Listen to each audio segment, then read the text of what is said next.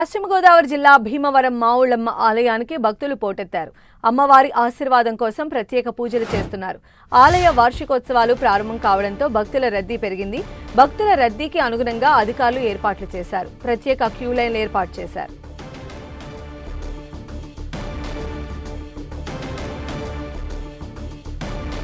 భీమవరంలో సంక్రాంతి సందడికి సంబంధించిన వివరాలు తెలియజేయడానికి మా ప్రతినిధి శ్రీనివాస్ మనకు లైవ్ లో అందుబాటులో ఉన్నారు. శ్రీనివాస్,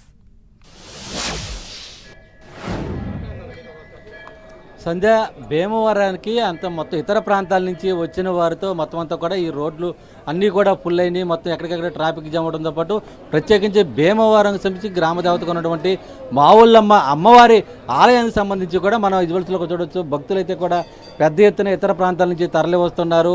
అంటే ఒక పక్కన సంక్రాంతి సంబరాలకు వస్తున్నటువంటి వీళ్ళంతా కూడా తెలంగాణ, అలాగే బెంగళూరు, చెన్నై ఇటువంటి ప్రాంతాల నుంచి కూడా పెద్ద ఎత్తున తరలి రావడం జరిగింది. ఈ ప్రాంతాల్లో నిర్వహిస్తున్నటువంటి కోడి పందాల్లో మొత్తం అంతా కూడా వీళ్ళంతా కూడా పాల్గొనేందుకు రావడం జరిగింది. అయితే నిన్న ఉత్సాహంగా మొత్తం అంతా కూడా పందాల్లో పాల్గొన్నటువంటి ఈ ప్రాంత వాసులు, అలాగే ఇతర ప్రాంతాల నుంచి వచ్చిన వాళ్ళంతా కూడా ఈరోజు ఉదయాన్నే అమ్మవారిని అయితే కూడా ప్రత్యేకంగా దర్శించుకుని పూజలు చేయడం జరిగింది.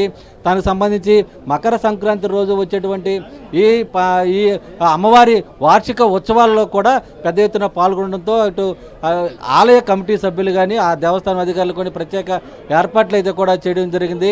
మనం విజువల్స్లో కూడా స్పష్టంగా చూడండి. ఎక్కడికక్కడ అంటే నిన్న మొత్తం సాంప్రదాయంగా, అంటే తెలుగువారి సంస్కృతి సాంప్రదాయాలను ప్రతిబింబించే ఈ సంక్రాంతి ఉత్సవాలు అంతా ట్రెడిషనల్గా పాల్గొంటూ వాళ్ళంతా కూడా పంచెలు కట్టుకుని మొత్తం అమ్మవారి ప్రత్యేక పూజలు చేయడం కూడా జరిగింది. ఇదే సందర్భంలో ఈరోజు రేపు కూడా మొత్తం అంతా వీళ్ళంతా కూడా ఈ భీమవరం ఈ ప్రాంతంలో ఉంటూ కూడా సంక్రాంతి సంబరాల్లో పాల్గొంటామని కూడా చెప్తున్నారు. మరోవైపు నిన్న ఉత్సాహంగా అంతా కూడా సంక్రాంతి సంబరాల్లోనూ, అలాగే వివిధ రకాల పోటీల్లోనూ పందాల్లోనూ పాల్గొన్న వీళ్ళంతా కూడా పెద్ద ఎత్తున ఈరోజు కూడా పాల్గొనేందుకు సిద్ధమవుతున్నారు. అమ్మవారి దర్శనం అయిన తర్వాత వీళ్ళంతా కూడా తిరిగి మళ్ళీ అటు పందెం బర్రెల వద్దకు వెళ్ళి వాళ్ళంతా కూడా కోడి పందాలు నిర్వహించడం, అక్కడ చూసి వాళ్ళంతా కూడా ఆనందం వ్యక్తం చేసే విధంగా వెళ్తున్నారు. అయితే ఇక్కడ సంబంధించిన ఈ ప్రాంతాలకు సంబంధించిన ఏర్పాట్లు, మర్యాదలు, అలాగే ఇతర ప్రాంతాల నుంచి వచ్చిన వారికి ఇక్కడ పలుకుతున్నటువంటి స్వాగత ఏర్పాట్లు కానీ ఆలయ అధికారులు ఇక్కడ చేసినటువంటి ఏర్పాట్లంతాపై కూడా వాళ్ళంతా కూడా హర్షం వ్యక్తం చేస్తున్నారు. ఇదే సందర్భంలో ఇతర ప్రాంతాల నుంచి, అంటే ముఖ్యంగా ఈరోజు అమ్మవారికి ప్రత్యేకంగా పూజలు చేసినటువంటి వాళ్ళంతా కూడా ఈరోజు నిన్న సంక్రాంతి సంబరాల్లో పాల్గొనేటువంటి వాళ్ళంతా కూడా అందరికీ కూడా విజయం కలగాలని చెప్పి కూడా వాళ్ళంతా కూడా కోరుకుతున్నారు. ఒకసారి ఇతర ప్రాంతాల నుంచి వచ్చిన వాళ్ళంతా కూడా చాలా ట్రెడిషనల్గా ఉన్నారు.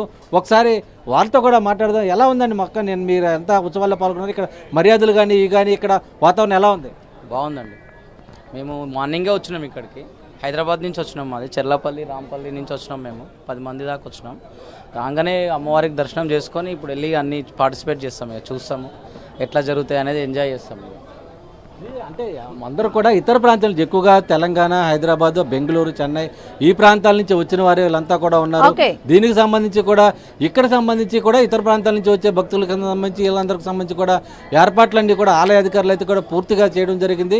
ఇదే సందర్భంలో అమ్మవారి వార్షిక ఉత్సవాలకు సంబంధించి కూడా దాదాపు వచ్చే మార్చి 1వ తేదీ వరకు పెద్ద ఎత్తున జరుగుతున్న నేపథ్యంలో ఇక్కడ భారీ ఏర్పాట్లు అయితే కూడా చేయడం జరిగింది. సంజయ్, రైట్ శ్రీనివాస్.